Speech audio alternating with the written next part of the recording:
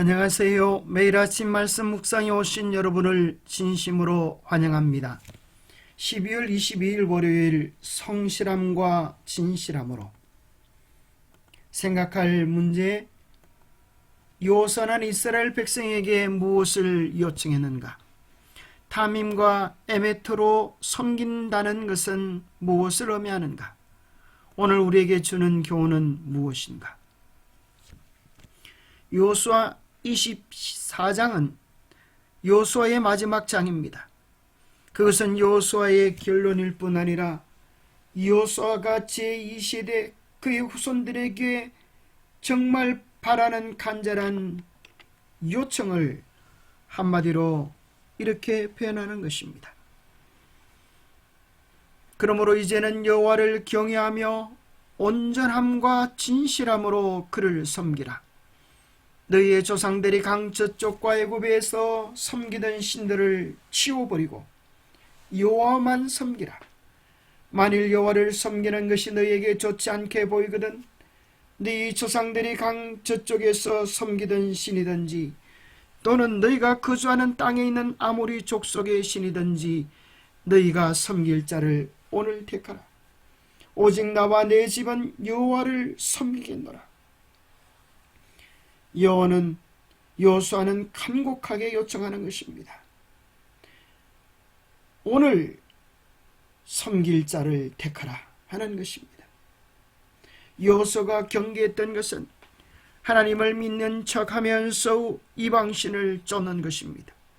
신앙이 변질되고 타협되면서 착각 속에 있으면서 하나님을 바르게 섬기는 것 같은 모순 속에 빠져 있는 것입니다. 그것이야말로 신앙에서 가장 문제요, 신앙을 오염시키는 원흉이 될 것이기 때문이었습니다.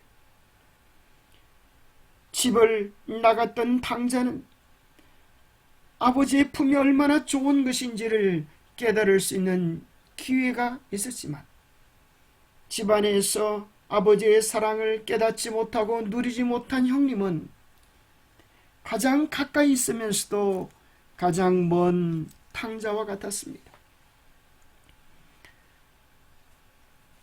하나님께서 뜨겁든지 차든지 바른 신앙을 선택하라고 하는 것입니다.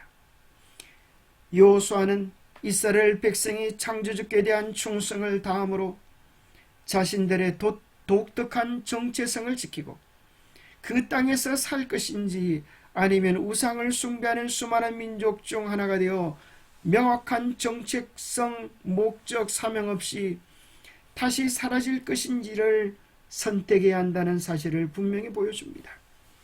선택은 그들의 몫입니다.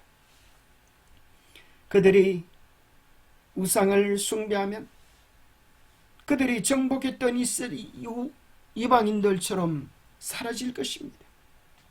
그러나 하나님과의 언약에 신실할 때 하나님은 그들을 복주시고 당신의 백성으로 지키시고 인도해 주실 것입니다. 요수아는 두 가지를 호소합니다.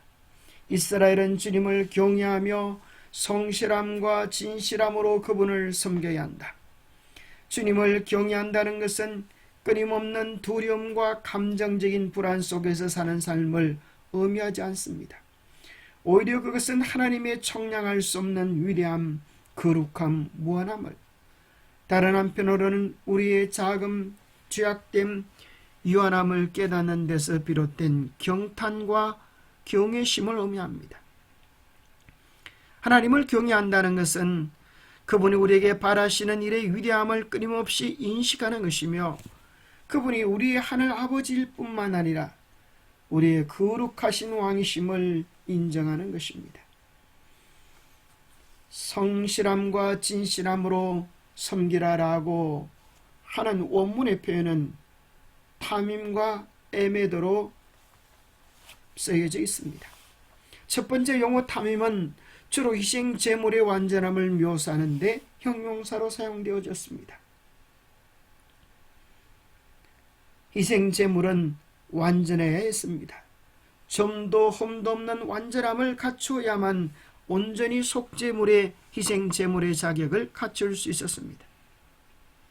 두 번째는 에메트인데 이것은 충성스러움 또는 진실함을 뜻했습니다. 이 용어는 일반적으로 불변성과 확고함을 의미했습니다. 이는 주로 본질적으로 신실하심으로 특징 지어지는 하나님을 가리키며 이런 하나님의 신실하심은 이스라엘을 향하고 있었습니다. 신실한 사람은 신뢰할 수 있고 믿을 수 있는 사람입니다. 여호수아는 이스라엘의 역사 가운데 하나님께서 당신의 백성에게 보여주신 것과 같은 신실함을 그들 역시 하나님께 보일 것을 요구하고 있는 것입니다. 이는 단순히 그들의 요구에 대한 외적인 순종이 아니라 마음의 흔들림이 없는 내적 일관성에서 우러나는 것입니다. 그들의 삶은 하나님께서 자신들을 위해 행하신 일에 대한 감사를 나타내야 합니다. 이것은 오늘날 우리도 예수님과 이런 관계를 맺어야 하는 것을 말해주고 있습니다. 탐임과 에메터, 이것을 결혼으로 이해해 본다면 어떨까요? 결혼을 할 때에 주례자는 묻습니다. 100%의 마음, 100%의 사랑을 드리겠습니까? 그런데 만약에 신랑이 90%만 드리겠습니다. 10%는 이 여인 외에 다른 옛날 여자친구에게 드리겠습니다라고 한다면 어떤 아내가, 어떤 신부가 그의 결혼식을 받아들일 수가 있겠습니까? 온전한 사랑, 100%의 마음, 전적인 사랑을 드릴 때 결혼이 성립되어집니다. 결혼은 100%를 주고 100%를 받는 거래입니다. 뿐만 아니라 그것은 지속성을 요구합니다. 그래서 주례자는 흔히 이렇게 결혼 서약을 묻습니다. 병들 때나 건강할 때나 부유할 때나 가난할 때나 형통할 때나 시련의 때에도 변함없이 죽을 때까지 이 한 사람을 사랑하겠느냐. 그럴 때에 네, 건강할 때는 사랑했습니다마는 병들 때는 좀 곤란하겠습니다. 부유할 때는 사랑하겠지만은 가난할 때는 생각 좀 해봐야 하겠습니다. 라고 한다면 결코 그 결혼은 성립되지 않을 것입니다. 사랑은 언제나 100%이고 지속적이어야 합니다.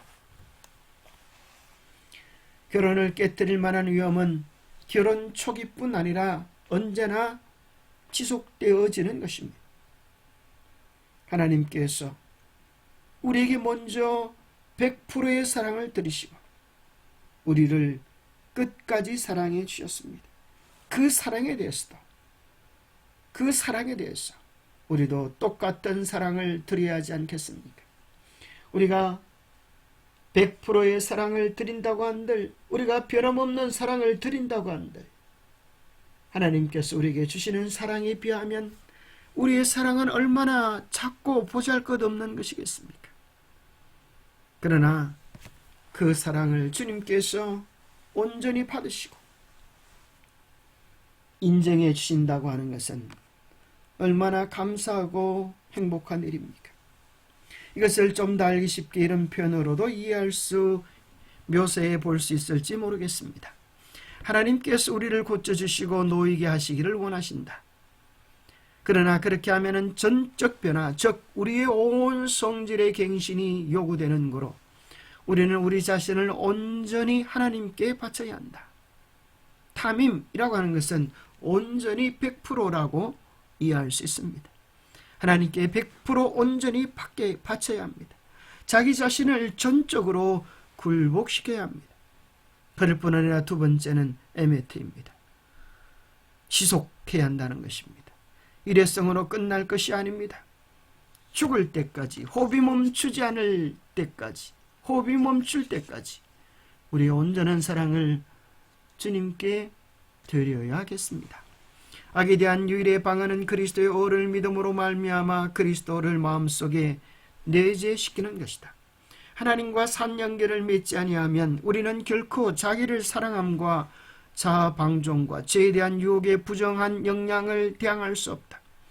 우리는 많은 악습을 부릴 수 있을 것이며 얼마 동안은 사탄과의 관계를 끊을 수 있을 것이다. 그러나 순간마다 자신을 굴복시킴으로 하나님과 산 연락을 가지지 않는다면 우리는 정복당할 것이다. 악에 대한 유일한 방어는 그리스도를 믿음으로 말미암아 그리스도를 우리의 마음속의 왕으로 주인으로 모시는 것입니다. 주님과의 매일의 교제의 산 연결이 지속되어져야 합니다. 끊임없이 순간마다 자신을 굴복시킴으로 하나님과 산 연락을 가지는 것입니다. 그럴 때 그 사랑은 더욱 우리에게 견고하게 차고 넘치도록 우리를 지켜줄 것입니다. 그 사랑의 풍성함을 누리게 되기를 바랍니다. 하나님의 사랑이 얼마나 깊고 높고 넓고 아름다운지를 맛보시게 되기를 바랍니다. 하나님께 우리의 진실함을 견고하게 온전히 드리실 수 있기를 바랍니다. 성실과 진정으로 여호와를 섬김. 좌우편에는 하나님께서 그를 위하여 행하신 일적 어떻게 당신께서 그들이 노력하지 않는 땅과 건축하지 않은 성읍들과 심지 않은 포도원과 감람원을 그들에게 주신 일에 대한 증거물이 있었다. 여호와서는 한 번 더 이스라엘의 역사를 회고하며 모든 사람이 하나님의 사랑과 자비를 깊이 느끼고 성실과 진정으로 하나님을 섬길 수 있도록 하나님께서 행하신 경이로운 성읍을 자세히 말하였다. 기도하겠습니다. 하나님 아버지, 참으로 감사합니다. 지나온 생에 생각해보면 은혜 아닌 것이 없습니다. 우리의 삶의 고비고비마다 인도하시고 붙잡으신 주님의 사랑을 찬양합니다. 주님의 은혜를 찬양합니다. 온전히 영원히 지속적으로 주님께 우리의 마음을 드릴 수 있도록 축복해 주셨기를 우리 주 예수 그리스도 이름 모자하여 간절히 간구하옵나이다. 감사합니다. 오늘도 주님과 함께하는 복된 날 되시기를 축복합니다.